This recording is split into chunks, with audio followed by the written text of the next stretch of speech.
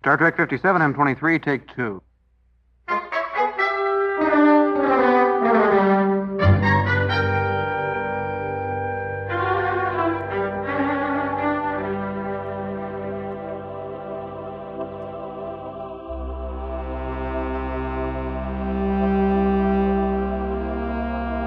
It's the It's Got Star Trek podcast.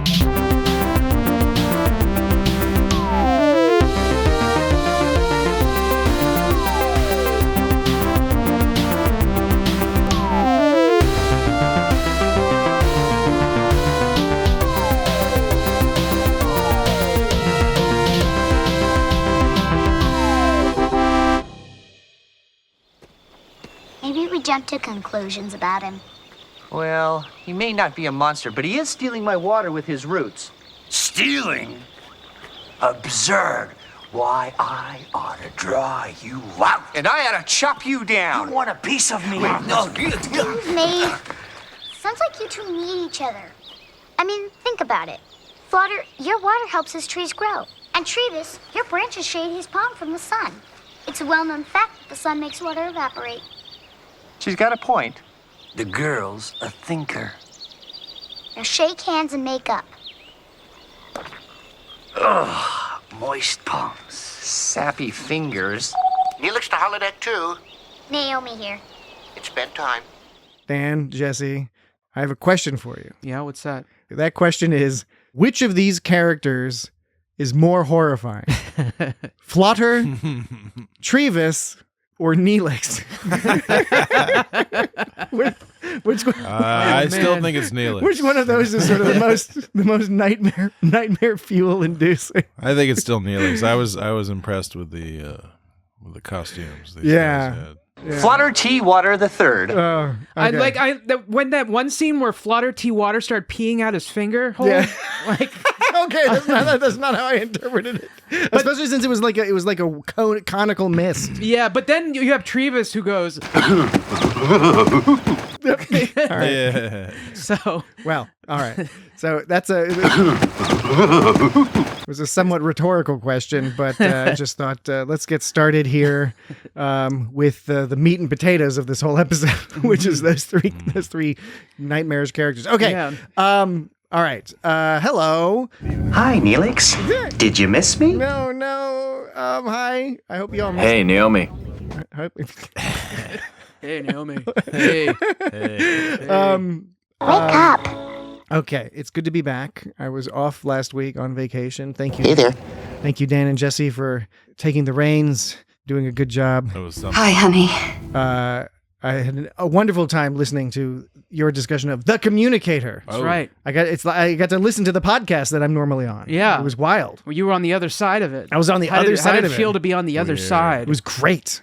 It was fun. This is fantastic. I had an enjoyable time listening to that. So I feel like you should be given an opportunity to answer this question. Do you feel like I am more of a wiener or a dingus?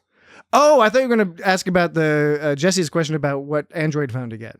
Oh, Because no, I was just but we could do that too. Because I'm quite satisfied with my Pixel 7 See, I kind of Pro. assumed that you'd be okay, especially considering you announced it like at the end of every voicemail/email. Oh yes, last week I did slip that in. I figured you were into it in a big way. So. Jesse, we'll get this out of the way real quick, and then we'll get the other stuff going. Jesse, not the Jesse who's sitting across from me. No. Jesse from the Open Pike Night Different guy. podcast, who last week had asked if we had advice on Android phones.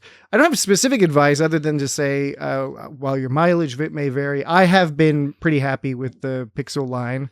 There's pluses and minuses, but I think having the higher end phone, especially for the camera and storage and responsiveness of the screen, it's worth a little bit of extra investment, whichever brand you may go with. Do you remember that show Pinwheel? It was all like, pinwheel, pinwheel, spinning around. Look at my pinwheel and see what I found. Yeah. It had like the knockoff Bert and Ernie's, which was like plus and minus. Oh, that's right. Yeah. You said pluses and minuses, and it made me think of the characters They were as sort plus of and minus. yeah. They were fake Muppet things. I don't know if I ever watched that show because we only watched brand name There television. was some It was weird, in my house. some weird It was- dude in the basement. It was like during the day on Nickelodeon, they would play this like, I was probably at work. and that's Was where it Canadian?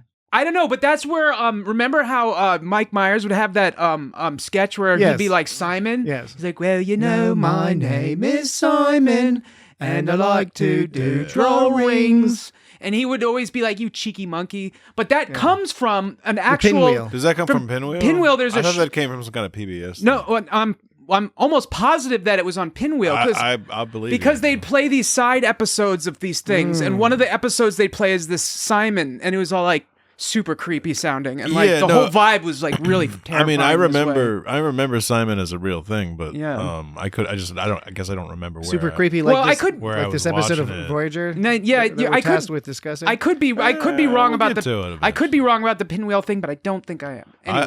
I believe you. All right. Well, I mean, I might just be I will wrong. not contest. I will not. I'm not. Getting sure. back to your No question, I could be contest. wrong. Dan, your question, which I believe again was asked last week, if I recall correctly, by frequent contributor Isaac, And Jack. was whether or not you are a wiener or a dingus. Yes. No, they asked whether I was a wiener or Yeah. a dingus. Dan's a Right. dingus. Oh, so you're asking, but you're asking me what I think of you. Yeah, I mean, I got to put in my what I thought. Now Well, you so could did put in- Jesse. Am I supposed to say whether he's a wiener or a dingus? Only if he asks. It's up to you. That's I between didn't- y'all. I didn't- My name's My Paul. name's Paul, and this is between you all. Between you all.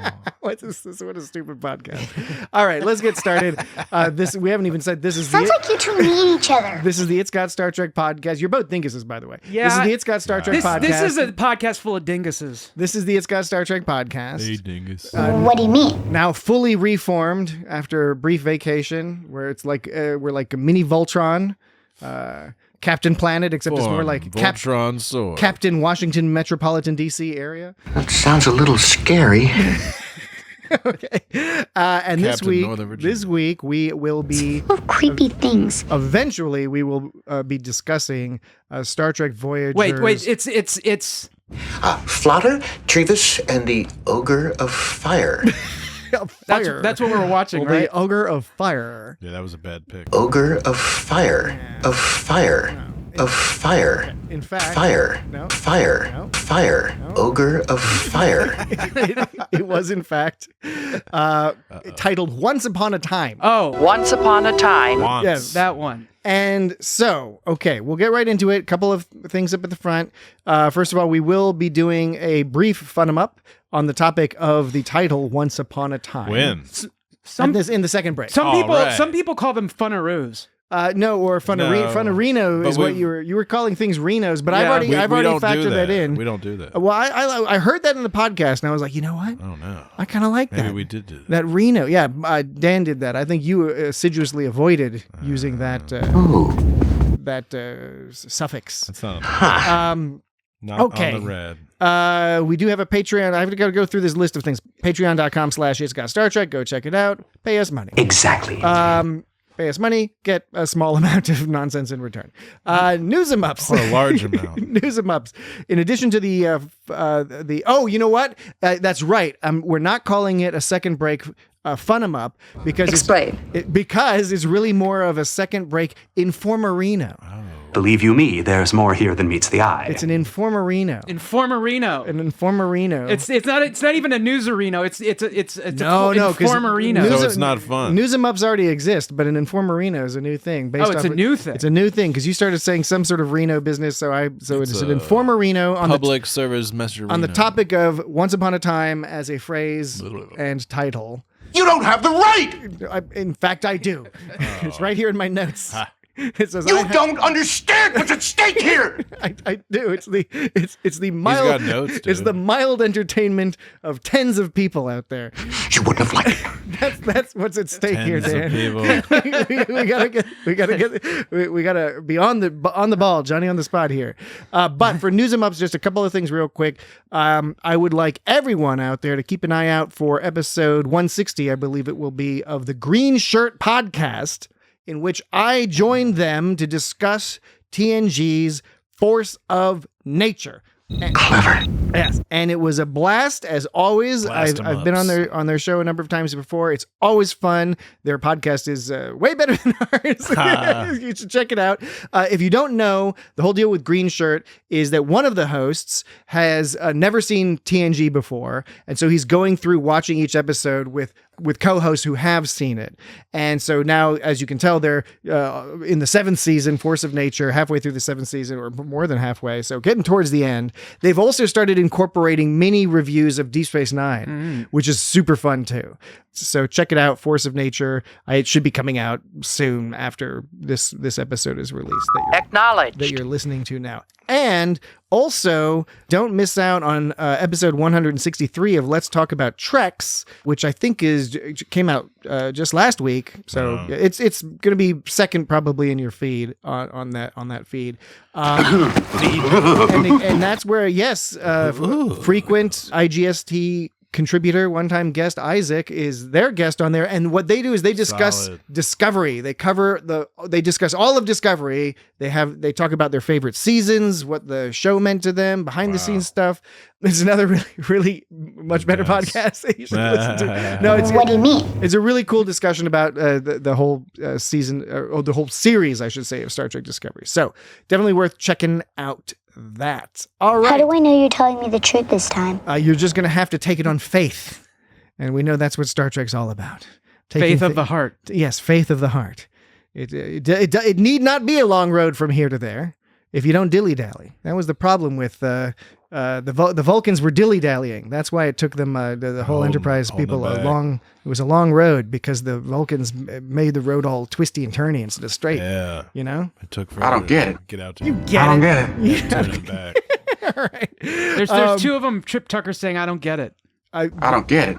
I don't get it. Well, that's two so far. We have that He doesn't get it. That He's should not be even like in a this collection. episode. And I added one to my best of. I'm a regular bloodhound. Yes, that's a great one. yeah. Again, from last week's episode. Okay, no mail em ups this week. If you do want to send us an bad. email, feedback at itsgotstartrek.com, voicemail, itsgotstartrek.com/record, or just send us an MP3 or whatever. We would love to engage and interact with you listeners. All right, so yeah, let's get into it. Creepy, weird episode.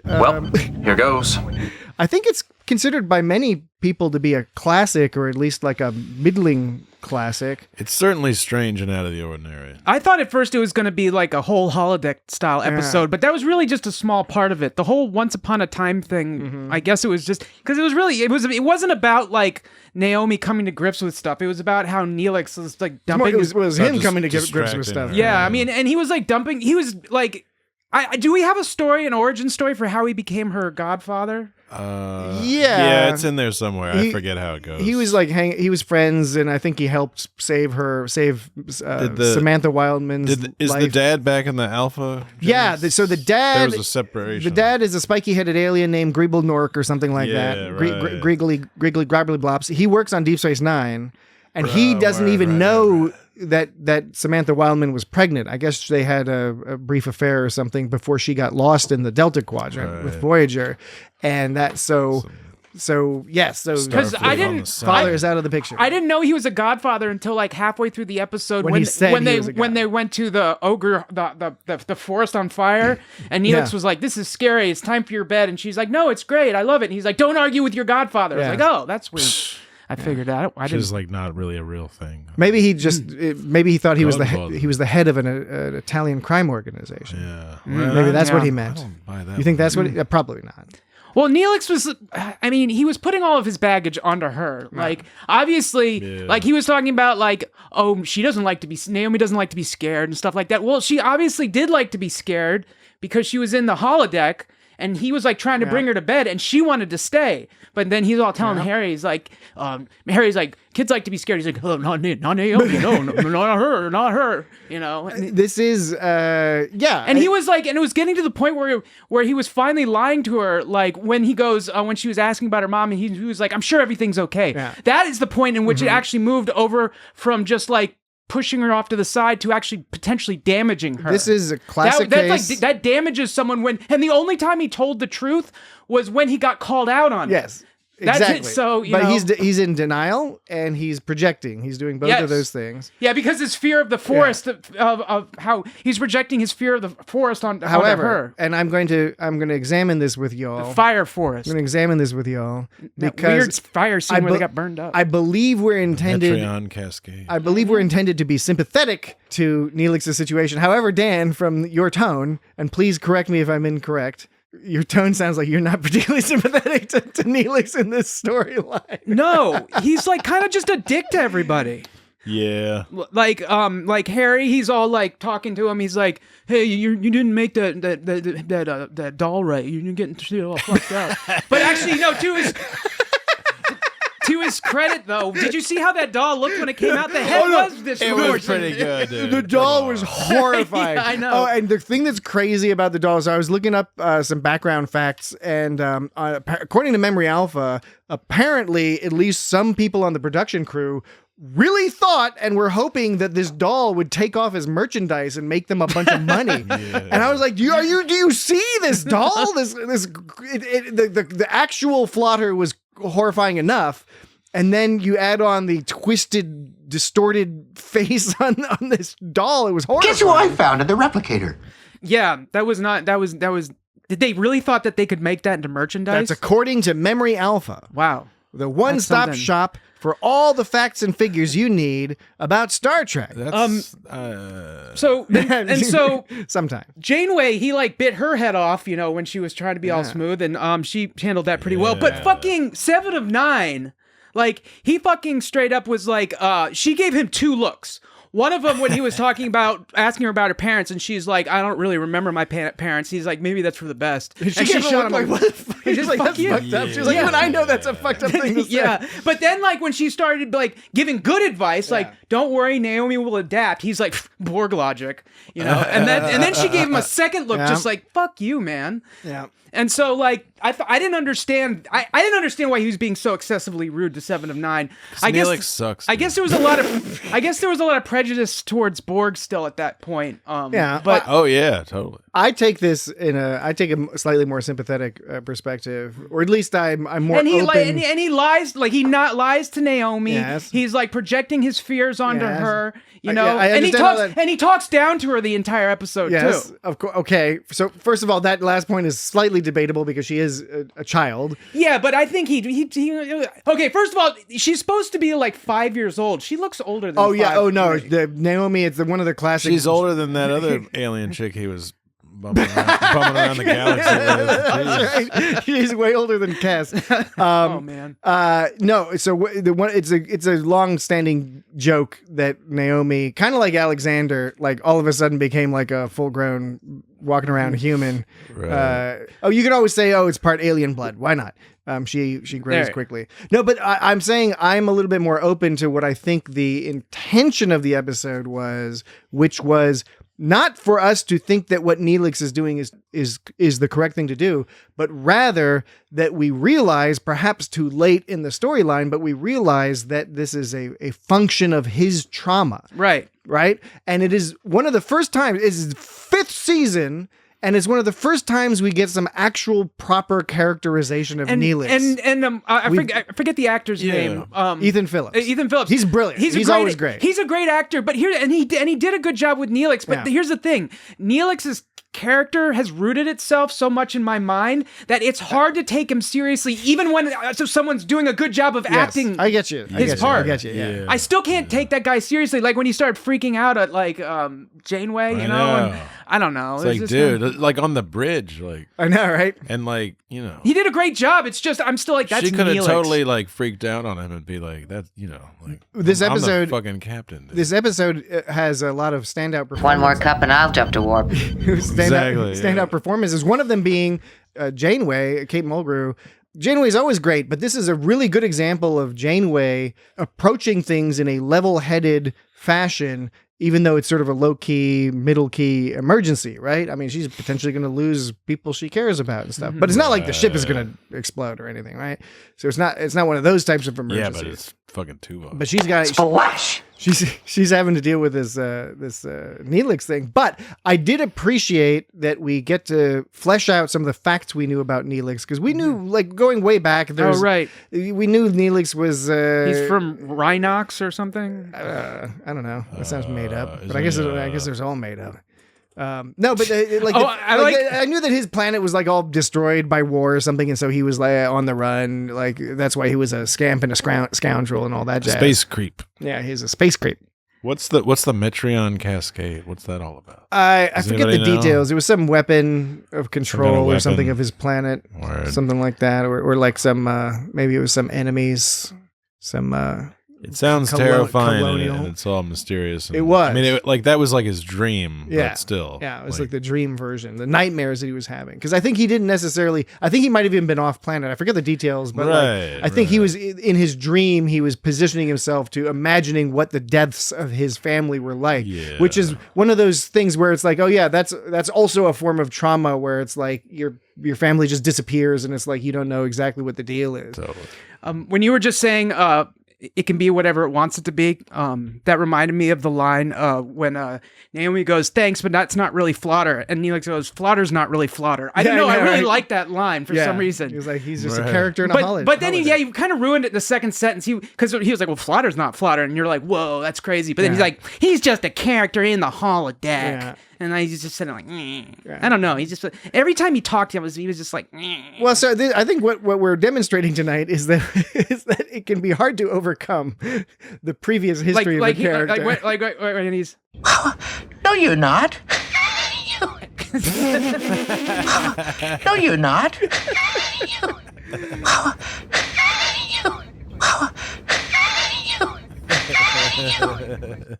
Because, like, okay, what this story partly is, like, look, partly it's Neelix dealing with his trauma, and partly it's Neelix as nurturer story. And what we're just not as used to that. He's really good in the Neelix as nurturer, and this is not the only time he does that. But when Neelix is in nurturing mode, he's very good. Neelix as nurturer is a more interesting story. Neelix versus nurture. Than Neelix as sort of statutory sex predator, which is how Who's a furball? Which is how we're introduced to him. And so, yeah, I get the feeling, certainly, Dan, maybe Jesse, that it's a little hard for you to like overcome that. I'm right there with you, but I also like I appreciated the basic structures and ideas in this story, that they were willing to play with trauma and have an adult do things that are not the right thing because of it's an interesting scenario where it's like, okay, you're like a de facto guardian of this child. How do you help this child?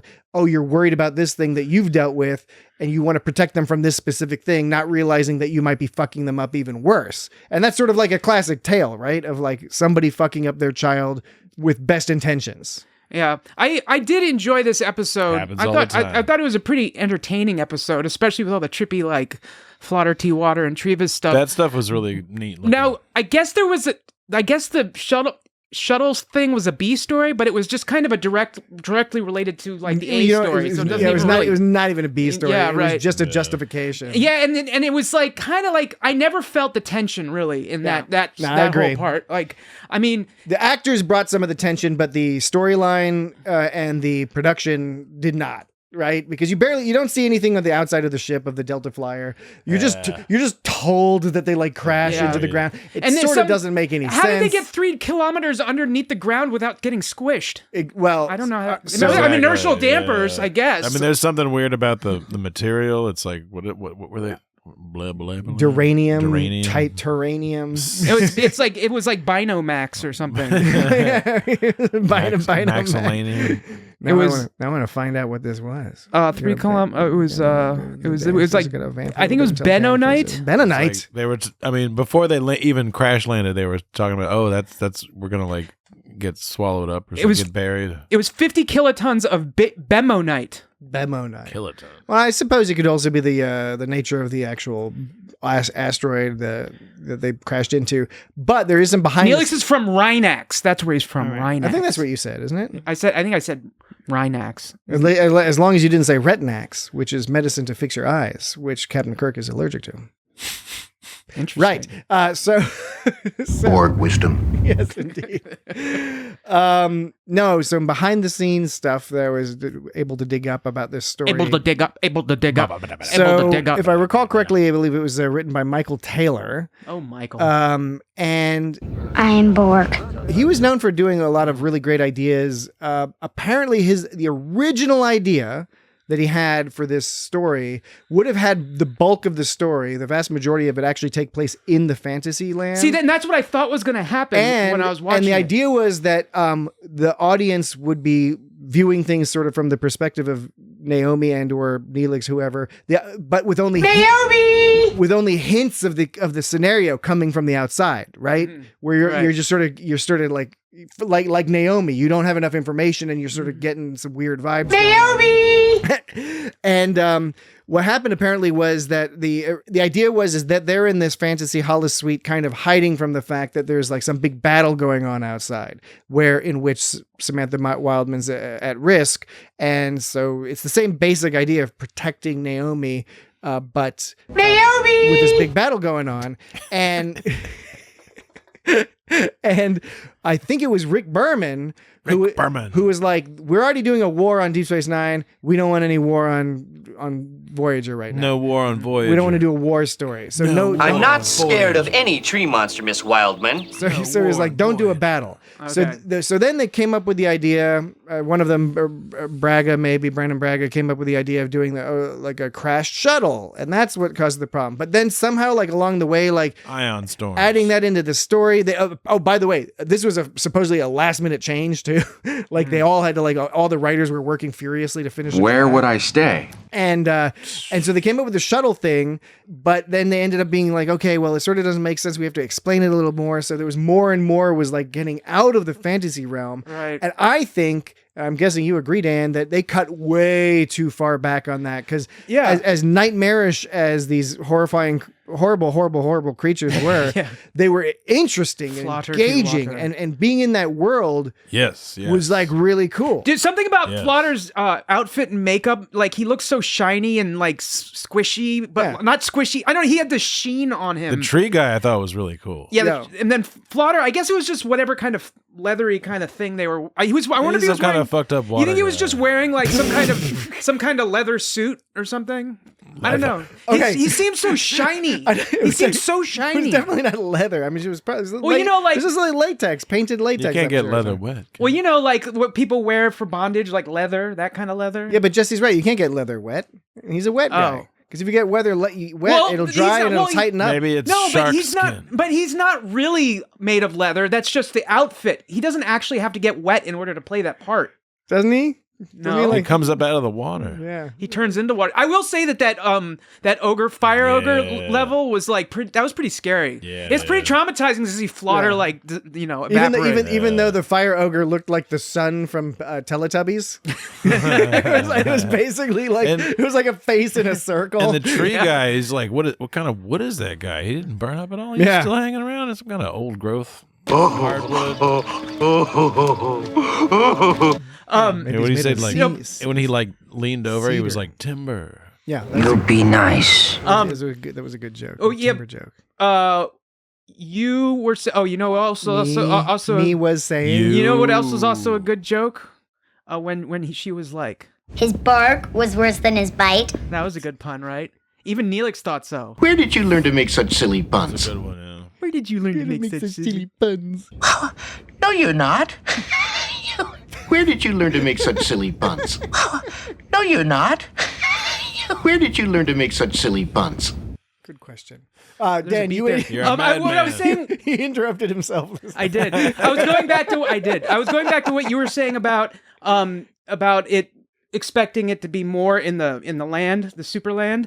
Yeah, I thought that's where they were going to go, and I was concerned that it was going to be too much. But then I found they took away too much. Like I'm glad the whole thing wasn't in there, but I would have liked some more time in there because also it made the title make less sense. Because it wasn't as focused on that land as I thought they were going to be. But I think that would have been better. It seems like that would have gotten expensive or something. Well, maybe. I mean, they already have the costumes and the guys and the Yeah, I guess you're right. set. And this is like old school TV where it's not all that long and they got a bunch of commercials and shit. Like if this was like more like modern Star Trek, they could have done a full episode. There would have been more like stuff. It's not like they saved money and spent it on the special effects because we see barely any special effects. I've forgotten that they would do this in Star Trek, but like they went to commercial break with about 3 or 4 minutes left in the episode. Right. Like they it was like I remember that basketball game. Yeah, and coming back and see just so you can see the last 2 minutes of Star Trek. And it's like, come on, guys. Well, one thing that come on, guys. One thing I really liked, and I thought that was very effective use of the holodeck in this episode. But I agree, it would have been better if they had been able to do this more. Holograms. But what was cool about the stories that they were acting out was that, like a fable, they had a lesson, but the lessons were focused on science and problem solving, as opposed to morals. Yeah, and I thought that was really cool, and it made me think about the fact that you don't see a lot of that, even in like modern stories, modern kids' tales.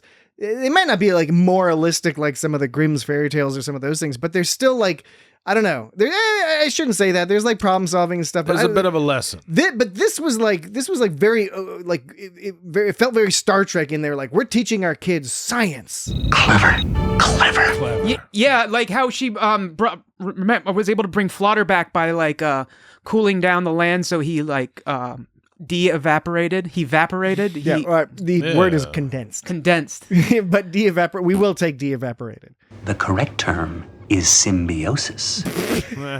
Mitochondria, the warp core of the cell. The warp core of the cell. Very charming. You know what else is charming, Dan? Jesse? A break. That would be very charming. Let's take a quick break, and when we return, we will have our second break in Formarino. All right, can't wait. All right, be right back. Come back later. Right back.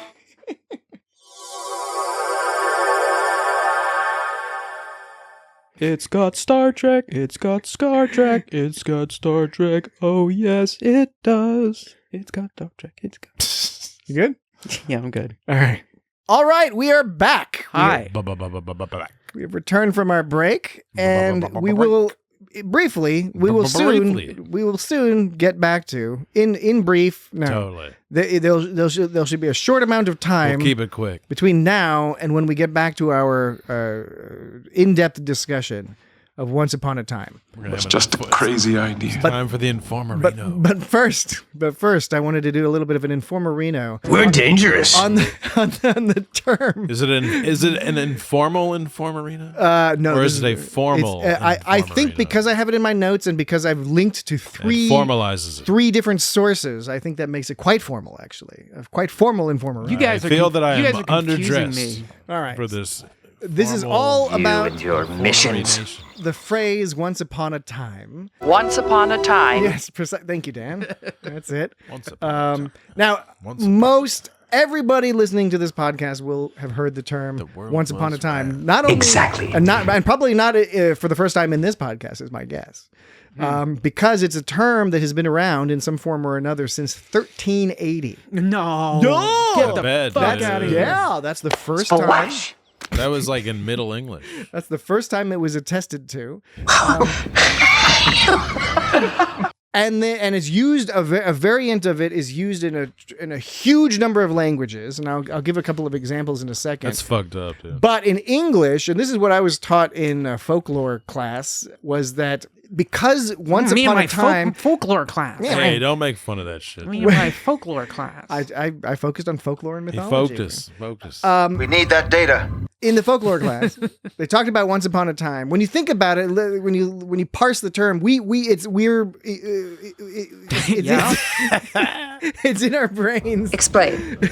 It's one of those things you don't think about. Details. Right. Because we've heard it. We've heard it since before we could form thoughts. It's like a word formula. It's built in there. You don't think about it. But when you try to parse it out, once upon a time. Yeah. In English, it's grammatically very odd. It just means like, whenever the fuck. But it's perfect. It's a perfect entryway for fables and mythological tales because it has this liminal vibe to it. Like once upon a time. Who the fuck knows what time? But it was definitely a time. Sometime. Once. Some fucking Once upon a time. Once. This happens once upon a time. Whenever the fuck. So anyway, I think it makes sense because when you're Anybody, getting into the nobody. world of fairy, you know what Tolkien would refer to The world as of fairy, fairy. but with like an AE, you know? Yeah, that's the way to spell it. You cross these spaces, whether in fiction or reality, depending Liminal spaces. on what your belief set is.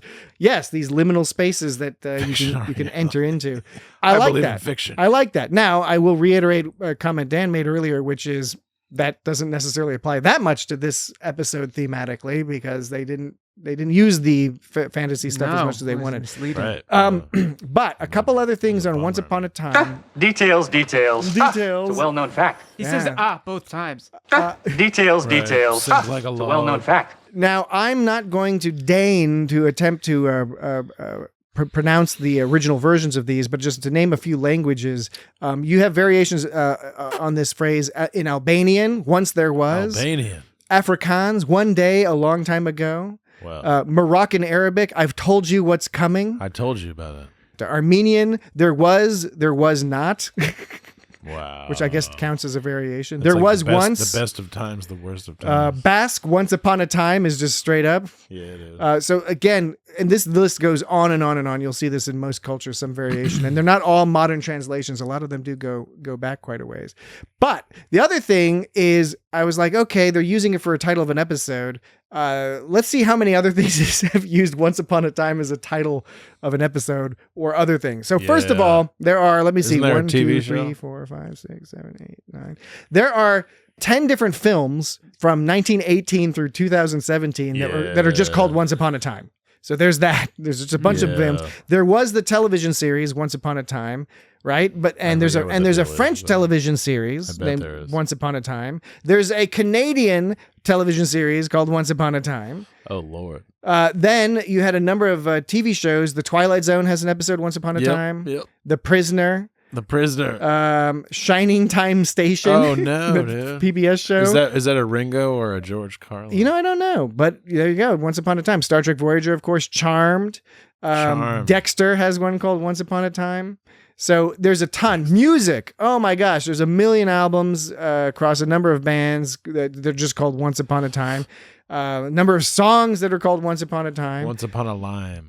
Now, movies. So there were movies that were just called Once Upon a Time, but then, and I by the way, I don't have numbers for you because I just had to stop counting. Yeah, man. But there's Once Upon a Time in the West, Once Upon a Time in America, Once Upon a Time in Anatolia, Once Upon a Time, Anatolia. yeah, Once Upon a Time, Lagan, Once Upon a Time in India, Once Upon a Time ... in Hollywood. Hollywood. Once Upon a Time in Mexico, Once Upon a Time in the East, Once The Upon a Time in the East. North, Once Upon a Time in Wonderland. Okay, I think Which we get it. No, do you really get it? Once Upon a Time in Shanghai. Oh man. Once Upon a Time in the Midlands.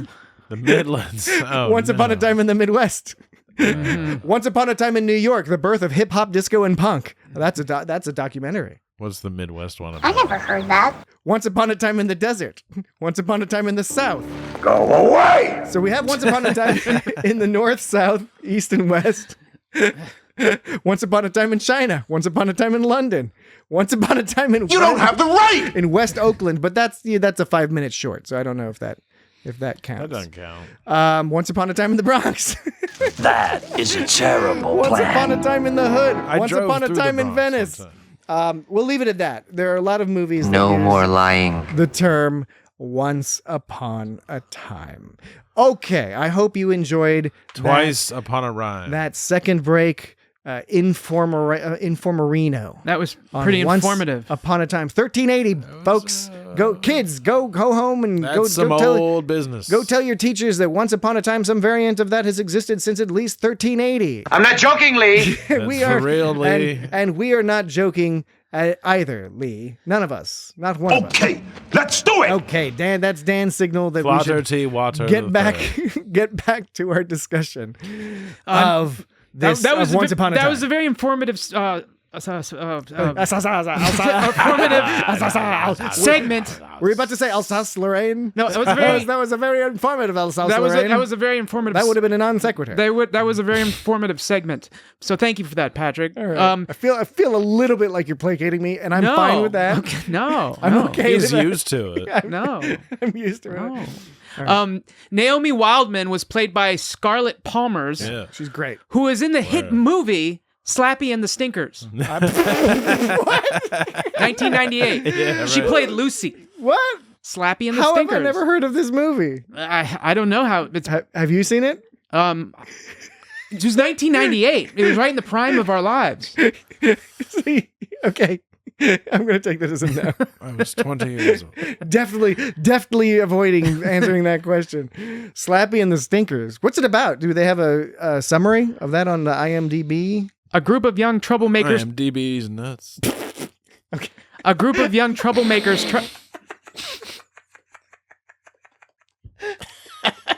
How we doing? Okay. We're good? A group of young troublemakers try to help a sea lion escape to the ocean. Okay, you know what's funny? When you kept starting that paragraph, I never would have been able to predict that a sea lion was involved. I guess that was a good little surprise. I guess that's probably Slappy. I don't know. Sea lions are pretty stinky. Oh, No. yeah, they are. Yeah. So is this like a Free Willy but with a sea lion? I guess. Or like a Finding Nemo but with a sea lion? Oh, man. Or is it like a Use your sense of smell and find that. Is it like the what was that? The Great Adventure? What's the one with the dog and the cat and the dog? Milo and Otis? No, not Milo and Otis. No, it's some kind of Great Adventure. The Great Adventure one where they cross the country. Not Milo and Otis where they just tortured dogs and cats. Yeah. Oh, my goodness. I can't watch those kind I of can't watch movies. those. I know it sucks because Not even Milo. the Great I love Adventure, Milo I and can't Otis watch growing up, but when you find out they horrifically, they were just like tossing dogs and cats into the stream and stuff like that. Okay, let's not.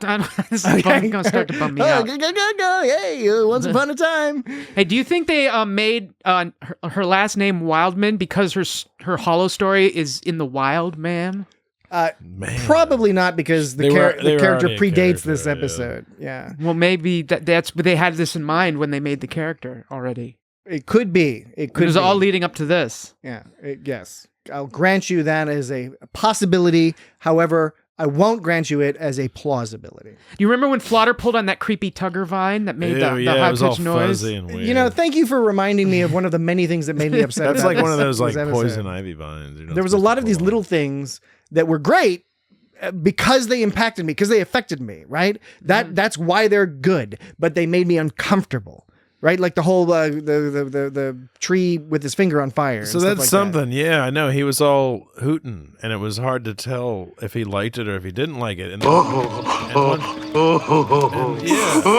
and so he put the shit out. He put it out, and then and then you could tell that he was like glad that it was out, but I couldn't tell there for a minute, like whether he was. I know the jury might still be out on that because I think he was like, on the one hand, glad it was still out, but he was also kind of digging the lingering pain. Well, that's what it. I mean, I think that's his kink. It wasn't clear. That's his tree kink. He's a woodman. He's a woodman. Made Well, of so wood. those first two sounds. Hardwood. Those first two sounds were him whining because he was on fire. This is the one at the end when he was all happy and perverted. But then yeah, so play the different. Yeah, so there's that one. That's the happy and perverted one. What's the finger on fire one? Could you play them both? All right, so that's happy. Could you play them simultaneously?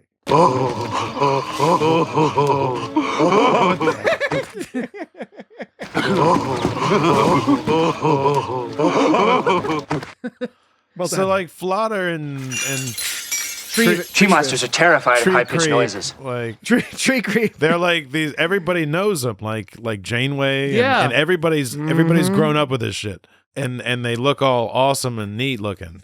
But everybody, all the other aliens on Discovery are just fucking Delta face, gross face, Delta face, gross Delta face. quadrant, gross face. Well, I think it's interesting that this story and this technology of this story has persisted since Janeway was a kid, since Harry Kim was a kid, to now. Like, how is this? I mean, that's several decades it's spanned. Yeah, You don't think they've it's come at up? least Well, like they've a had few. holodecks It's for just a at least while. a few. Yeah, but I'm saying, don't you think they would have updated? Like, I would have. It just seems like. Well, it's a classic tale. Yeah, it's a Right. classic And tale. by the way, this is the. It's like Mickey Mouse or something. This is like the slightly creepy thing, right? Yes, as you described, they reference like Samantha Wyman. we've had video games for decades, but like nobody's. I mean, when we talk about You playing, go back and play Mario. Super Mario Brothers. Yeah, we play Super Mario Brothers, but people now like don't usually play the original Super Mario. Yeah, they play it on the emulator. Yeah, but it's on not on the Switch on the Switch store. But the games, but it's not the kind of game that's like all the rage among kids. What's all the rage is like the newer Mario games or like the newer Sonic games. I get what you're saying. However, I think we should allow for the fact that Samantha Wildman it's not unreasonable for a parent to introduce their child to something that they enjoyed, because I introduced Super Mario Brothers to my children. I'm just wondering if they made any updates to the program since then. I want to point out something that's a little off-putting is that Samantha Wildman also, among like the other people, she knows that she had this program as a child. And in fact, one way we find that out is because was it Flotter who was like, Samantha, hadn't seen you in a while. All right. Yeah, but she wasn't a child on Voyager, so that means that the program like updated from the database for like she played it on some Federation colony on Earth. So there's this like. So how does it know that she's there? There's open source jank. There's this intergalactic database. Is it like an intergalactic cloud storage where there's like I know every child who comes in here. It's like Farmtown or whatever on Facebook. And it has an AI sophisticated enough to extrapolate what that person would look like, and actually reverse extrapolate, because what they do is a new person shows up as an adult, and they're like, oh, this adult person, I'm going to extrapolate what they would have looked like as a child, and which I believe they can do, because I'm not surprised by that, because if you look at Google Photos, it's horrifying that Google Photos, once it knows your face, if you put in an infant photo of you, it'll totally find it. Yeah. Knows your face. It knows your structures. So it's not that surprising. Google Photos but the fact that they're in the Delta Quadrant, that's the one that's a little surprising. that is she would have, because think about it. Samantha Wildman, let's work through this logic. Samantha Wildman states herself that she had not gone into this, storyland since she was a kid. She did not show this to her daughter until her daughter was born and grew up to a certain age, which all occurred on Voyager. So the program really is seeing Samantha Wildman in the program for the first time. That's suspicious, that it has some connection back to the Federation. They should have pursued that. They should have realized this was something fishy and potentially exploited that to get back to the Federation more quickly. Yeah, man. That's what I'm saying. Do you think technology has progressed at all in the world of holodecks since Janeway was a child? Hologram? Do you think Holograms?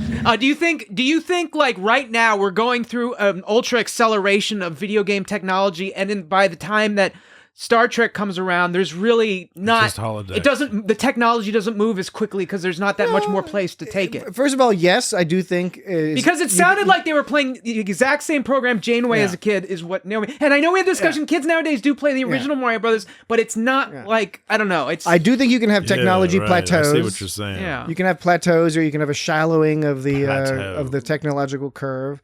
Some of that might be due to limitations in technology, which come in fits and starts at times. Some of it could be in limitations of motivation. If a technology has achieved a certain level of stability, there might be less motivation, particularly outside of the context of capitalist society, competitive markets.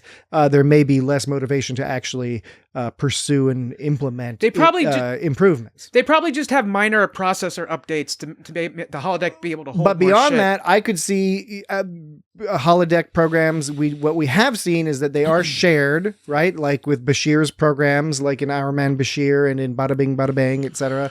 We know that people do make and produce and share around these holodeck programs, and no doubt that's some level of pressure to become more sophisticated and interesting. So I could believe that the technology is getting better, but that does not preclude backwards compatibility.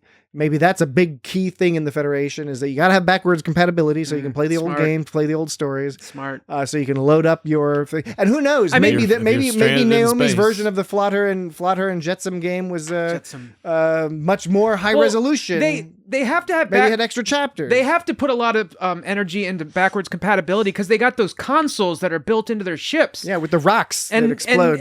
Rocks come and remember out that episode of TOS where Scotty said the ship couldn't be fixed? Like the console broke and he was like, it can't be fixed. And it's like, oh, you got to throw away the whole ship now because the console. They later revealed to be modular. Like the whole bridge can just be unplugged. He said it couldn't be fixed. Yeah, but Scotty's full of shit. He's drunk half the time. He's completely fucking layers hammered. Of whiskey. Like, I'm not trying to shame the guy. It's like whatever. He got the job done. He was functional. That fucking episode where they went what was the Wild West episode? but there's you're like, what was the Wild the one where they is that Tomorrow All Our Yesterdays? Spectre of a Gun. Spectre of the Gun. Yeah, that was the one where he like not only was he like pounding back the drinks, but like he volunteered to take some the poison. some sedative 10 minutes before like they had to go do some That's shit. right. Well, I was thinking in Star Trek 3 when he's like explaining something and it's not even Scotty, it's like James Doohan. It seems like he's like blah, blah, blah.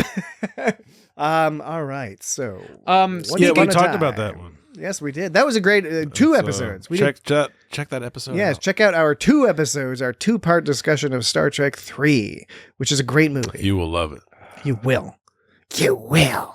All right, Dan's looking up something. Jesse and I are just sort of talking because Dan's got that energy where he's like, he's got some fucking awesome coming. No, I don't. It's going to be so fucking awesome. It's actually the opposite of that. My computer screen locked and now it's like giving me my computer screen. Oh, this is great. This is like real-time problem solving. I'll be like Janeway. It's okay. Don't worry about it, Dan. If your computer dies, that's just the way it is. You'll adapt.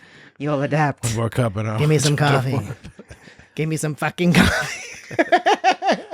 There's coffee in that nebula. One more cup and I'll jump to warp. Okay, speaking of Ensign Wildman, here's a bit of trivia from the show. Okay. What is Ensign Wildman's favorite chapter of The Adventures of Flutter? Oh, shit. Nope, that's not it.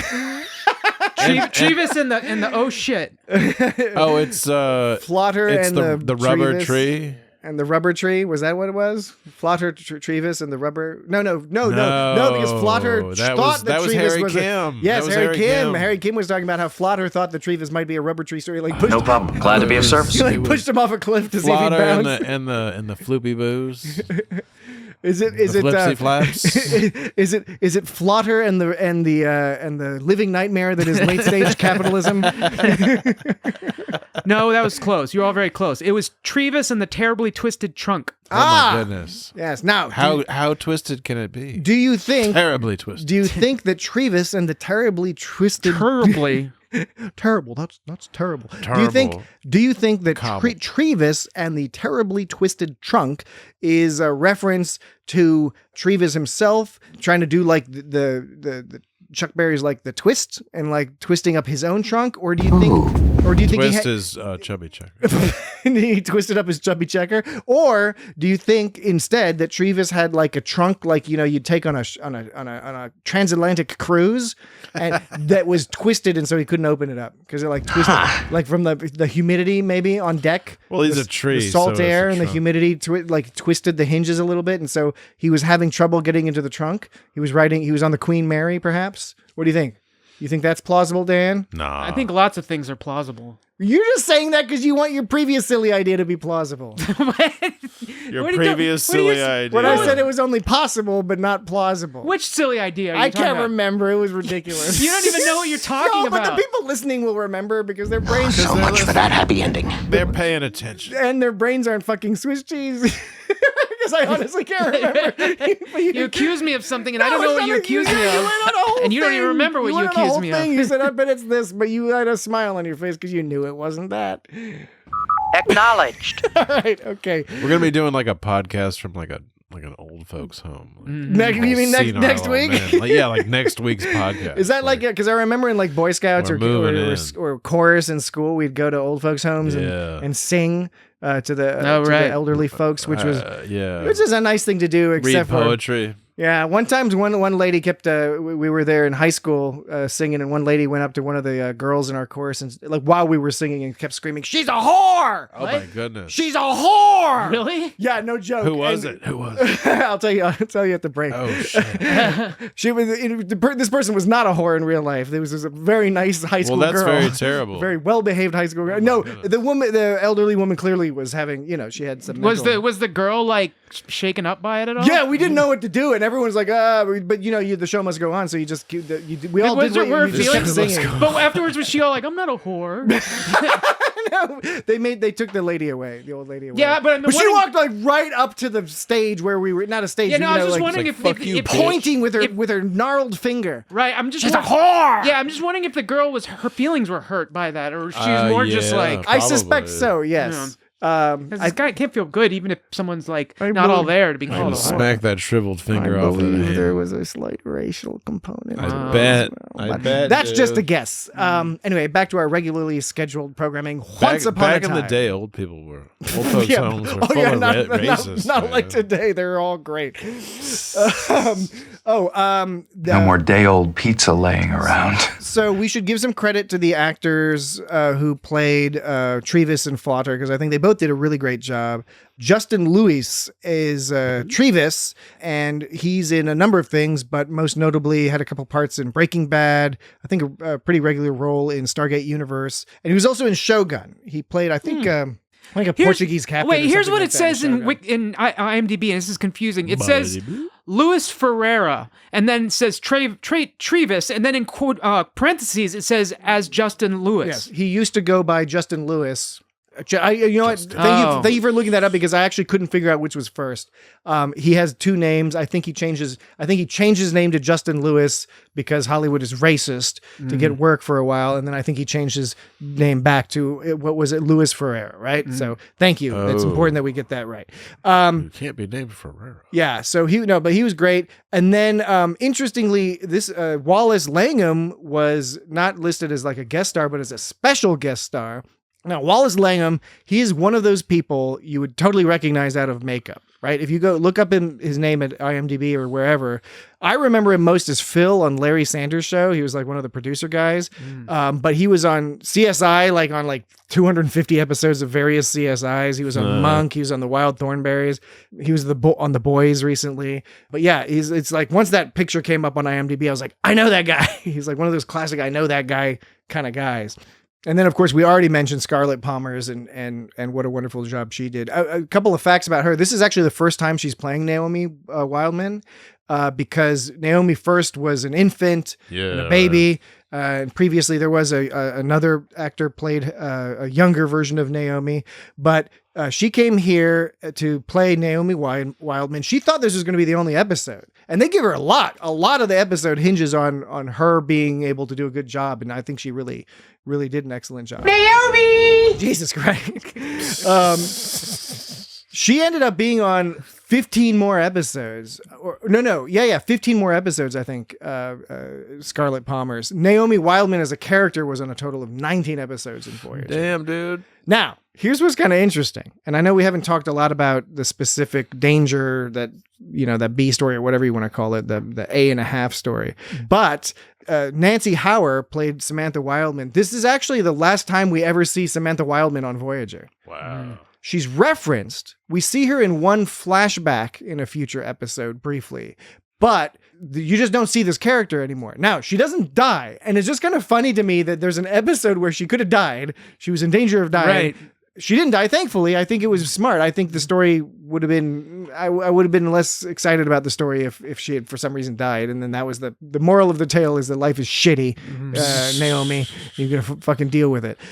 Space. So, Naomi! But it is interesting that they never go back to Samantha Wildman, and she's only referenced in the context of Naomi. Like they're always saying, like, "How's your mom?" or like, "Your mom says this." Or, it's always like it's just like in the text. It's never like you never actually get to see her. Listen again. to your mother, which is just kind of funny. Just kind of funny given the context of this episode. In usual Star Trek fashion, Naomi was just able to sort of wander onto the bridge. Yeah. Oh yeah, yeah, that too.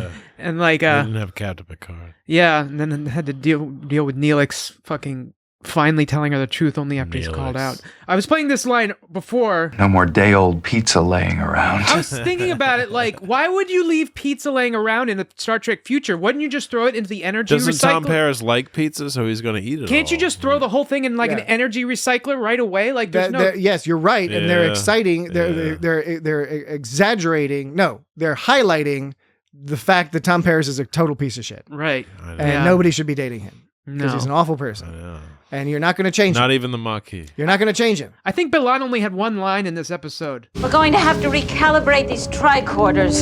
I think that was her only line. It was a good one. We'll have to recalibrate these. As always. I think we're going to have to recalibrate these tricorders. I just think that's what we're going to have to do. Maybe she had a few. If you're looking for a place to land, they must be in pretty bad shape. The problem is there's another ion store in level 5. To take this to No, that's not her. Well, there was Strickler, we need 3 more phaser drills, U2 pattern enhancers, and med kits. We're going to have to recalibrate these tricorders. Put us with the Alpha team and energize. Does she have more lines than Chakotay? I should hope so. I was really happy. I was so happy. So. No, Chakotay had a bunch of lines. I was really happy that there was not much Chakotay in this episode. He might have had more lines than B'Elanna. He was definitely. Well, that's his way. Well, that's not true. We need that data. We need that data. Warp core of the cell. Because he's got the stuff on the planet or planetoid or asteroid, whatever you want to call it, a little bit during the old helping him out, helping out What's it routine. made out of polonium? Yeah. Well. Ouch!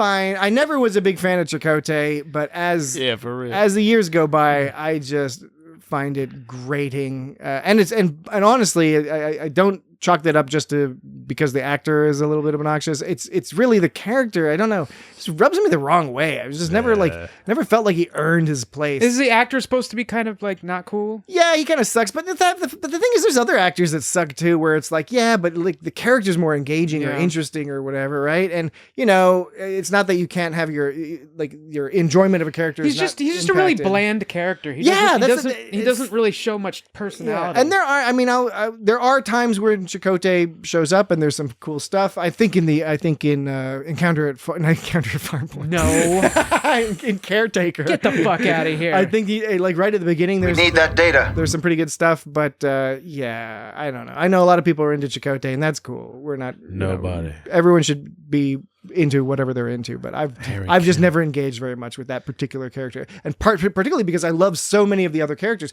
Even Neelix, who aggravates me, I'm feeling the something. name's Neelix. I'm feeling something. I'm feeling aggravated. Furball. Right? I'm feeling aggravated by Neelix.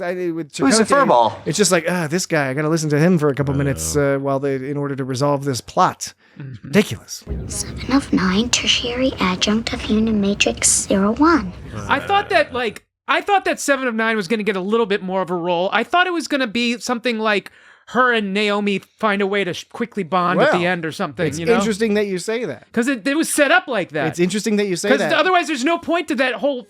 I mean, not no point to her. I mean, it's trying to characterize Naomi, but at the same time, the way they did it, it made it seem like that was going there. And the reason it's interesting that you say that will be revealed. Uh-oh. When we return from the next break.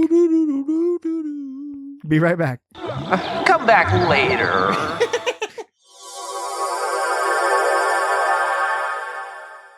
Click the button, baby. All right, we're back. Hi, honey. Thank you. Hi, darling. How are you? Sweetie. I missed you guys. Exactly. I missed you guys. I had fun. Traveling. We had a nice break. For a monster, you're very polite. But I missed you guys. All right. Glad to be back to the podcast. Glad to be back to the third break. The third and final break. That sounds a little scary. The third segment of the podcast. I don't think that's such a good idea. Everyone's getting excited because they're like, these guys are almost done. Why, I ought to draw you out. Now I can listen to the podcast that talks about these guys and makes fun of them. Exactly. Is my mother dead? Yeah, we should start. That's what we need to do. How did they die? Is my mother dead? How did they die? Is my mother dead? My mother dead. We need to have a follow-up podcast where it's all like, like a separate group of people like critiquing our podcast. Yeah. But on the same network, so we can make the money. Didn't we already establish that like podcast commentaries don't make any sense because it's just a bunch of... You can't tell who's talking. You can't tell if like the recorded person's talking or the speaking person's talking. That's why I specified... It totally works, dude. That's why I specified it's got to be different people. Because you're right. Even though I am entertained by it, you're right. I can respect that your average audience member may not want to hear us playing highlights of our own podcast and trying to discern. Because we've done that before and it freaks me out. I know. I mean, I enjoy it. To me, it's like one of my favorite things in the world. No, but, absolutely. But I understand that it's aggravating and confusing. It works in like movie commentary and stuff because they turn the volume down on the movie, but you still have something to watch. Yes. So you're listening to something else and you still have something to watch. In this case, good observation. You're only relying on your ears in this situation. Bad, so it's like, it's still confusing as fuck. And that's why... To me, it's hilarious and so charmingly funny. But I also respect that might be a minority opinion. However, you get some other jabronis. Borg wisdom. to play. It's advanced. Play highlights of us, and then they can critique us or talk about what was good, what was bad. Like a sports. Like it should like be a sports. Like a sports. Podcast should be like a sports. Hey, jabroni. Where you get some people who are like a sports doing commentary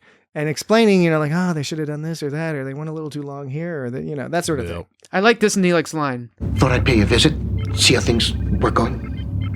We're going? How are things going?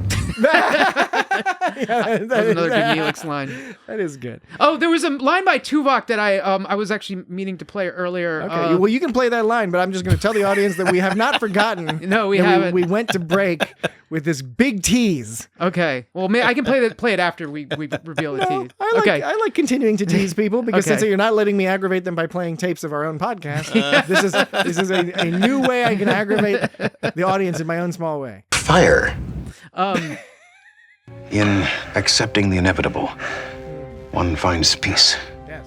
Now, on the one hand, that's like a really smart. I think it's good advice. It's great advice. Yeah. On the other hand, though, it's also kind of like, at what point do you decide a situation is inevitable? Like it involves you actively giving up. There's only a couple of inevitable situations. And like and you don't ever want to give up as long as there's a chance. Right. And so it sounded like Tuvok was saying, like, whatever happens. But I didn't interpret that as that. I didn't interpret him as saying give up. I was interpreting it as him saying you don't need to be freaking out that you're about to die.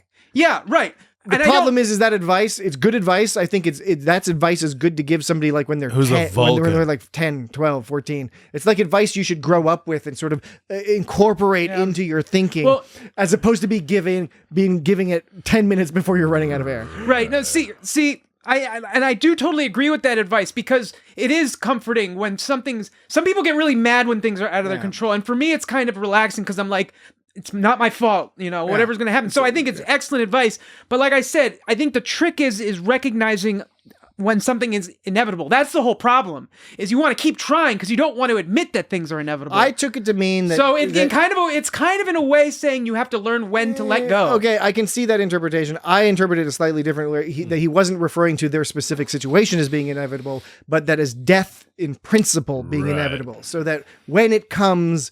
Don't worry, because then it was like literally when it happens, that was inevitable. It was going to happen at some point. When it happens, so you don't need to be stressing so much about it. He gave that whole speech about how he he talked to his kids and he knows everything's going to be cool and that was pretty nice. He somehow used logic to be really emotionally soothing. Yeah, Tuvok does that a lot. Yeah. Tuvok often gives... He's the perfect Vulcan. Very good advice. He is the perfect Vulcan. He's certainly the best Vulcan on Star Trek. Yeah. We've said this many times before. We love so many of the other Vulcans, but... They're just more yeah, exactly. Weird. They've got other shit going on. Whereas Tuvok's most of his shit, he's got his shit together. Yeah, he's like older, advanced his career, highly skilled, and he's just surrounded by a bunch of juggle fucks. He's just like I'm in the Delta Quadrant with a bunch of fucking morons. He's just constantly having to deal with these people. Right. He's like, I like them, but they're driving me nuts. He's like, I'm freaking out. I have to use he's like, I'm using all my mental powers to not freak out on these people. It's not even that You'll big. be nice. That's right. Okay. Borg wisdom. Yes, thank you. That's a good segue. Yeah. Back to Naomi and Seven. So 7 of 9, tertiary adjunct of human matrix 01. Prior to the break, I am Borg. Prior to the break, Dan, you were saying that you were expecting more. I was expecting it to wrap up like they'd come to so. They would end up bonding for a quick Here's moment. the deal with this scene. A couple deals with this scene. Dan, put it away. Quit taking that thing out. Acknowledged. Hi, honey. So first of all, this scene was one of those sort of, remember when I was saying earlier that they had an initial draft that was a little bit more grand, all Fantasyland, all that other stuff. Berman told them to change it, so they were making sort of quick changes where all the writers, not all, but a bunch of writers, Joe Monosky, all these people, they were all helping Michael Taylor with a second draft, get this new story together in time for pre-production and filming and all that other stuff, right? Right. Okay.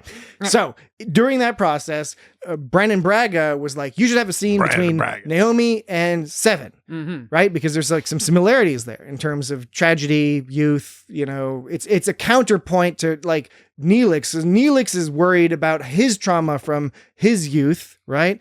And Seven is another person who suffered trauma around a similar age, even younger than Naomi. And so it's like a different example, right? So that makes sense. But it was a bit of my understanding, a bit of a late addition, a sort of an offhand thing that they sort of tossed in there as a little bit of fun, a little bit of character development.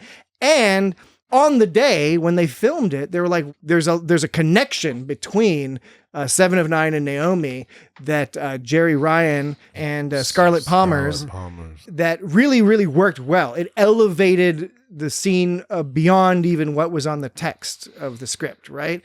And what happens after this episode is, even though we don't see Samantha Wildman again, her mom, Naomi's mom, we do see Naomi develop a relationship with Seven of Nine over time. Okay, well, that's cool. And that apparently was not planned. It all came out of the fact that they just interacted so well, and Scarlett Palmer did such a great job in this episode. But that original scene wasn't put in there with the intention of like bookending it at anything in that episode. Like, I think it was just meant to be to show Naomi where she was at, you know, that she's anxious about things, and give her some characterization, as well as probably to give Seven of Nine some lines, because as you note, there are some people who don't get a lot of lines in this episode. Seven of Nine certainly doesn't get a tremendous amount of lines either. So, you know, trying to get everyone to have a little piece, you know, that's not unusual, where they try to give, you know, even B'Elanna got a very brief line, but they got her in there at least. The doctor. Neelix was all talking about Naomi's anxiety scale. He's like, he's being such a helicopter godparent. He was being a little bit of a helicopter godparent. I agree with that. And now, granted, I think you see that happen sometimes with people who aren't parents, who then have to take charge over a child. So it's new to you, right? And especially if you're taking over, you know, somebody who can like talk and like use holodecks and stuff like that. It's just something you got to navigate.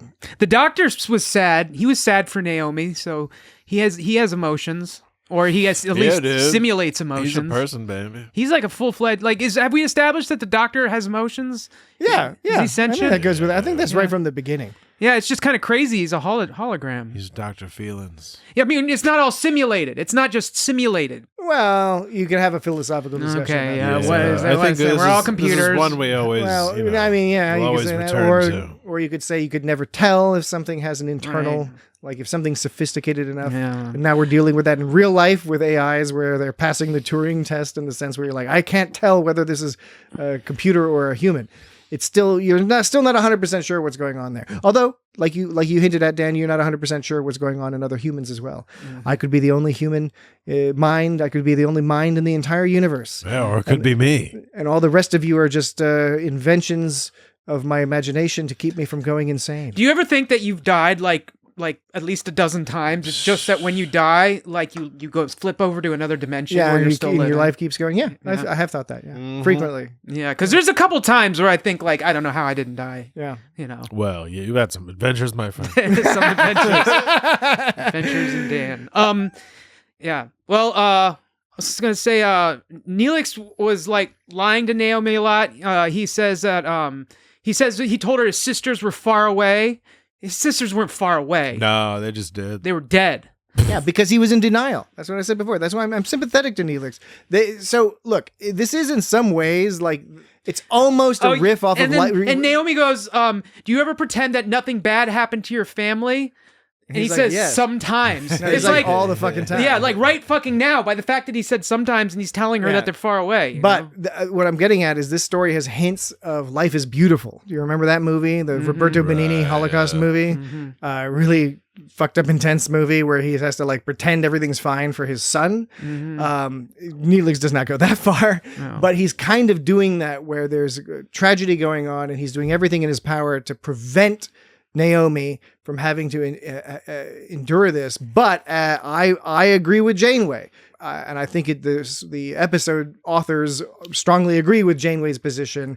She makes the argument, yes, it sucks that she might have to deal with this tragedy, but would suck more if it came out of the fucking blue, as opposed to her understanding that her mother is currently in a dangerous situation. And it was too late because it did come out. She discovered it in like exactly a terrible way. And then she shows up, like you said, on the bridge because there's no security. Yeah, and then like finally, like Neelix breaks down and tells her the truth, and we're supposed to think that means he's finally learned, but it's just because he got called out. Yeah, I don't know. I guess they don't have. He's a rat.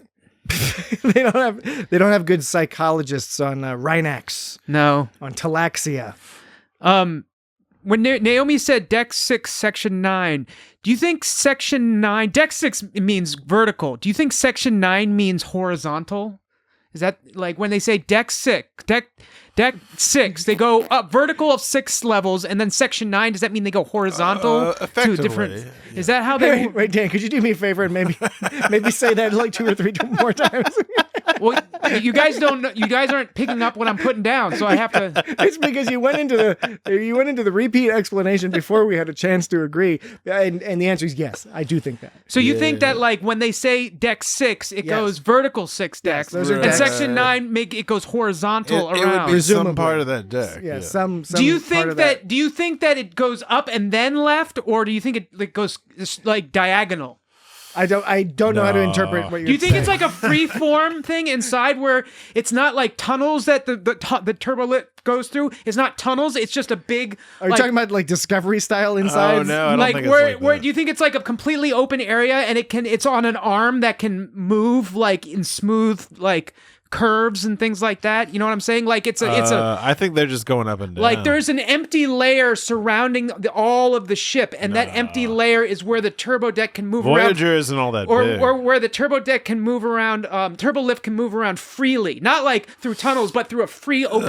They landed that shit on a planet, and everybody was walking around outside of it. It's not that big of a like ship. a plane. It's got its own plane that it can kind of curve and go I don't buy all sorts of wishy-washy ways. Or is Absolutely so you think it's more like a tunnel that goes up into the horizontal and vertical? Well, I think it's just like up and down elevators. But you just said, we just agreed that Section 9 means it goes horizontal. Yeah, turbo lifts can go horizontally, but not you're describing. Okay, and again, what the audience can't see, and what's I believe flummoxing Jesse a little bit here is Dan is miming these free floating like turbo lift tubes flying through his ship. And they're not even tubes. It's or non-tubes. It's an open I'm saying plane. I think they are tubes, and I think that the tubes we've seen them go horizontal because we see the light behind them. You know, the light goes vertical, bloom, bloom, bloom, bloom, bloom. Like even on TOS, and then sometimes it goes like bum, bum, bum, bum, bum. Like so, it can't go from a straight line to any section to any deck and section. It has to follow the tubes. It can't just go directly it has to follow them the tubes because it's not an open plane. Because I don't think this is the u.s.s. Discovery. It's not. It's not an open. I think that's what open plane that's stuck to an arm that's kind of moving it in free form. Right. Okay. No. As not the line drawing tool, the free form drawing tool. It's not that big of a ship. Yeah, I'm like with Jesse. Voyager is like the smallest ship. It's kind of got it's got kind of a fat center to it. Yeah, I mean it's good size. Yeah, it's but beefy. It's smaller It's smaller than all the other ones. It's just like it's a different kind of ship. All right.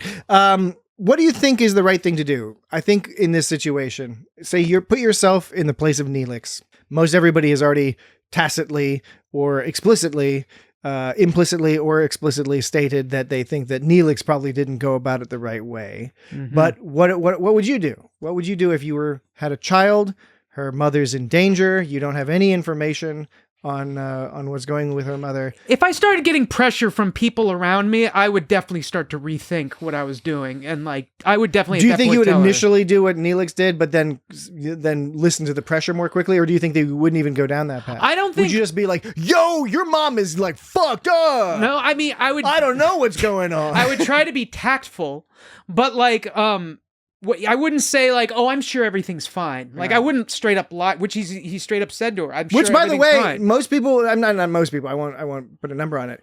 I think plenty of people would think that is fine to say, but there's nuanced differences between saying, oh, I'm sure she'll be fine versus what Neelix was doing. And particularly since Neelix only said that much later in the process. Because if you recall, early on, they lost contact. That was it. and that's shady, you're like, okay, we lost contact. That means something's up, but we don't know what's up. You don't know. And people lose contact all the time, right? So there could be all sorts of things that's maybe gone wrong that are not a problem. However, it's like every other episode. But by the time Neelix, and I agreed with you earlier, Dan, is when Neelix is like, I'm sure everything's fine. I think that was the point where Neelix already knew that there was a crash landing onto an asteroid, and the ship there was like debris and plasma fires on the planet. Now that's you're not Earth or water or plasma.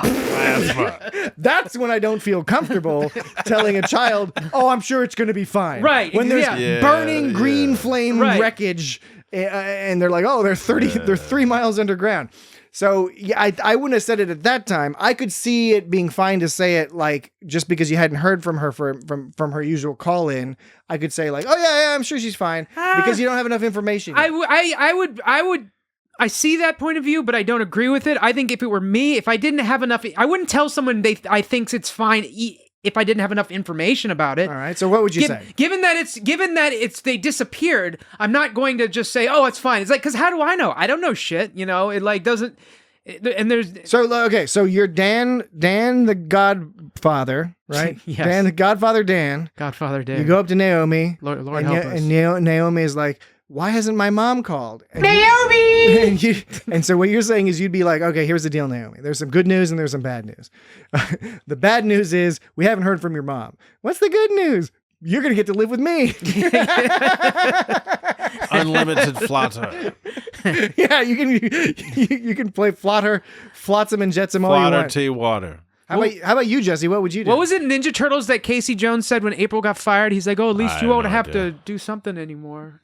Because like she got fired, and he was trying to break it easy to her that she got fired, but he was like, "You don't have to go into work tomorrow," or something like that. Yeah, something like I that. guess I'm okay with the idea, like at the very beginning of like just sort of like a little bit of a distraction because you don't know what's happening. Yeah, that's fine. But by the time Janeway says like you really need to tell her, that's like that's when he should have told her. Yeah. Like that was the time to tell her. Like this is really what's happening. Like we didn't know it was happening, so we tried to keep you occupied. Guess we didn't know.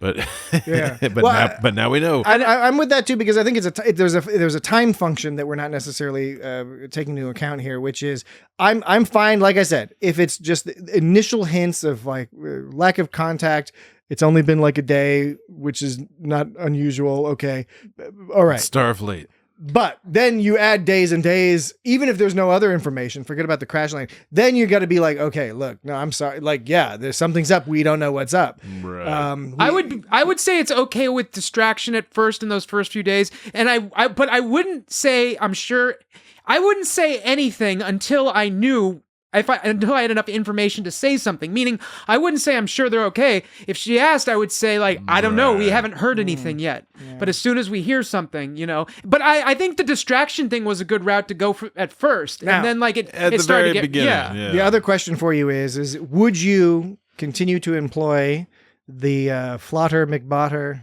Flotter Tea Water. Flotter Tea Water. Flotter Tea Water the third. The Thoid. I obviously Naomi likes this, so sure, it's a good go-to. But let's take that out of the equation. Let's say Naomi does not have a particularly favorite holodeck. The whim of the woods. What would be an alternative story or environment for the whim of the woods on the holodeck for Naomi to go in? What would be something that would apply to you guys? Like when you take her to a wild world. Wild world. You want to go to Wild World? Yeah. Like for like folks who live pool and water slides. For folks who live outside of the Northern Virginia and not 30 area, years ago, and temporarily who are not temporarily placed in the early 1990s. Wild World was a water park. Now it's a Six Flags. It became Adventure World, where Cal Ripken Jr. as like the Cal Ripken Jr. used to be a baseball player. He was a spokesperson, and then American it turned into baseball player. Then it just turned into a Six Flags. Yeah.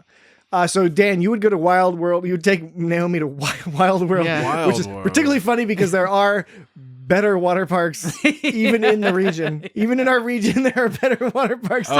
Cool. What's better than Wild World? Kings Dominion. Kings for Dominion. One. The Kings Dominion water park. I would actually say Cameron Run. It doesn't have as much stuff, but it's it's cheaper. I would take her to some kind of amusement park or maybe like a video arcade or Mini something. golf? They What don't about have mini video golf? arcades. They have holo programs. Yeah, but Hologram? the holo Hologram? program of a video arcade. I don't know what you're calling Hologram. a video arcade. That's what we're talking You can just about, call it an yeah. arcade, can't you? I mean, okay, I get it. Well, I get arcade- it. Okay, I know an arcade is an architectural thing. I also get that. I get that. So yes, to avoid confusion, we'll say video arcade. What? But To it avoid could- confusion with the architectural, with the It architectural. could be a more arcade. interactive Pac-Man, where like more holodeck style, as opposed to Could be video game style. Could be. I don't know. I was trying to think about this. I was like thinking in terms of like storybooks, like a holodeck version of Lord of the Rings or something like that. But then I was like, yeah, that's probably too intense. What about like Calvin and Hobbes? Like I want like a holodeck version of like Garfield. Calvin and Hobbes. They would land. never make that because Bill Watterson doesn't want to sell out. No, I understand that, but like a knockoff one where Calvin's just walking around Where he's peeing peeing. everywhere. Yeah, he was like peeing everywhere. But otherwise, you could enjoy it. Like those bumper stickers people have. Yeah, something like that. All right. Any other points? I think we're about at the end. Dan's looking at his phone, looking at some notes. No doubt. Oh, well, okay. So, I had an issue with this thing that Harry said. He goes to Neelix. He goes, think about it. Think about all the things she's experienced. Stars being born, supernovas, life forms no one from the Alpha Quadrant has seen before. Many crew people dying. Right. When I was a kid, I would have given anything for a chance like this. I don't think he would have given anything to be stuck out a bazillion light years from home. All that shit with Seska. I mean, exploring shit is cool, but only if you know that you can get back home when you need to. Yeah. So I think that was it's like, all right, Harry, what you're trying to say is you don't want to practice your clarinet. And Yeah. you would rather be flung across the does? galaxy and in constant danger. I did think that Harry's comments were a little ridiculous. Did you notice in Naomi's room she had some weird red horsey statue thing? Yeah, I liked it. Yeah. It was good. You know, that room looked a lot homier than all the rooms in the 32nd century. All those rooms were so bland. But I guess that's because you could make them whatever you wanted. But like, there's that whole space station and Discovery, everything was just total sterility. It was like no fun in Sterility. the 32nd century. Yeah. They didn't even like do much with the holodecks. They got to relearn fun. I guess it's just because they have like programmable matter and they can make whatever they want appear, but they don't actually do it. It's they keep it in don't that. do it. They just keep it in that. You could do it. Well, why don't you do it? Oh. All right. Dan's continuing to peruse his list. Jesse and I have exhausted our Pretty much, yeah. our notes I think that's here, it. our list. Dan looks like he's got at least there at least was one like thing left. Oh, Jesse's Oh, got right one at the thing end, they bring it left. up. They both have at least one thing left, and it might be the same thing. Oh wow, this could be some kismet right here at the end of the episode. Neelix says, Captain. Janeway says, just checking on my future captain's assistant. And Neelix says, right now, she's off to conquer a giant beetle. Janeway says, oh, sounds like a dangerous mission. Neelix says, she can handle it. Yeah. That's when we know he learned. He learned. He learned. Was that what you were going to refer to, Jesse? Well, as that scene goes on, I hear a giant beetle lives there. and the show ends, it wasn't too clear if you could hear it very well, but I had the subtitles on, and like they were talking about like Stinger, like was like, okay, Janeway was talking about some adventure she had with Flotter, and it involved Stinger, like the biggest mosquito or something. Oh no, that sounds horrifying. That's what the subtitles said. Oh no, I didn't hear that, and I didn't have the subtitles on. Yeah, and like and from basically, I couldn't really hear that when I was watching it, but you could see but it. I could read it. And I was you like, could read it with what? your eyes. Stinger, Wild. the biggest mosquito. Wow. Ugh, moist palms, sappy fingers. Sappy And that's fingers all I indeed. got. She's sensitive. All right. Dan, anything else to play? Any other comments to make before we close this down? Feeling a little stiff, my slippery friend. And you? I'm feeling a little washed out. Slippery friend. I think you're scared of the tree monster. I'm not scared of any tree monster, Miss Wildman. Enjoyed this episode. I enjoyed this episode. It was fun. It was weird. I can see. Yeah, I did enjoy it. I can see how a lot of the people behind the scenes people were disappointed with how this turned out, even though it's a well-liked episode, just because they said the original script with the full fantasy stuff, they said it was a little bit more interesting and engaging thematically. Why not? Sad that we didn't see that, but I still think this is still a fun time. I can see why people come back to this one. There's some good lessons in there. Neelix looks like an asshole, which is always fun. Guess who I found in the Fuck replicator? that guy. Where did you learn to make such silly puns? Silly puns. His bark was worse than his bite. So that does it for us this week. However, that's not the end of the It's Got Star Trek podcast. No. Oh, I forgot. This is episode 246 of the you almost forgot it. I almost forgot, but I got it in. So this is episode 246 of the It's Got Star Trek podcast. Previous week was episode 245. Next week will be episode 247. And Is my mother dead? and on episode 247. Jesus. On the next episode, on episode 247, we will be discussing TOS's The Corbomite Maneuver. Explain. Another classic. No need to explain. You all can watch it next week. Watch the episode between now and next week, because that is what we will be discussing. And do you have a question about this week's episode, a previous week's episode, or next week's episode, the Corbomite Maneuver? Well, yes or no would suffice. Did you wonder what the fuck Dan was on about? If yes, you can send us. When? You can send us an email. I'm just talking shit. At feedback@itsgotstartrek.com. Not feedbag. With your comments and or questions. Details. The well-known fact. You can also reach out to us on social media, where we love to interact with our fans. I don't think that's such a good idea. And even with some of our detractors. That sounds a little scary. We don't have 2 minutes. At It's Got Star Trek. That's the @ symbol. It's Got Star Trek on That is a terrible plan. Twitter, Mastodon, Bluesky, Facebook, Instagram, all that other jazz. YouTube's a good place to watch or listen to the podcast on your TV. You won't. Why not? Usually watching a static image, because we do not videotape these podcasts as of yet. If you give us enough money on our Patreon, we might consider doing more videos. And I forgot how ugly this guy was. you can get to the Patreon at patreon.com/It's Got Star Trek. / Okay. So Corbomite Maneuver important. next week. Look forward to that. We look forward to speaking at you again. Speaking at you. Very soon. We'll talk to you next week. Goodbye. I need my beauty sleep. And how are you today, Mr. Trevis? Feeling a little stiff, my slippery friend. Oh. And you? Well, now that you mention it, I'm feeling a little washed out. Well, it's about time you showed up. The tea is getting cold.